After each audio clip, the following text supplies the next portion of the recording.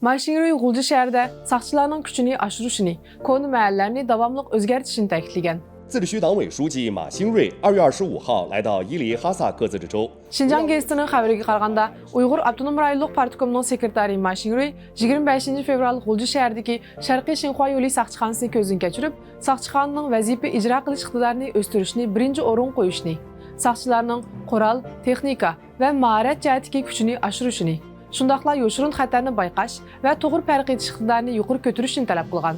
Maşinroy yana Guljidagi koni mahallalarni chiqib o'zgartirish qurilishi haqida so'z qilib, yangidan quriladigan mahallalarni Xitoycha uslub bilan milliy aloyidlik birlashgan, Junxo millatlari o'rtaq gavdasi engini mustahkamlashga foydali bo'lgan shaklda loyihalashga buyurgan. Maşinroyning Ili oblastidagi bu qitimli xizmat tekshirishi muhojiratdagi Uyg'urlar 5 fevral Gulji qirg'inchiligining 28 yilligini keng ko'lamda xotirlagandan keyingi vaqtga to'g'ri kelgan.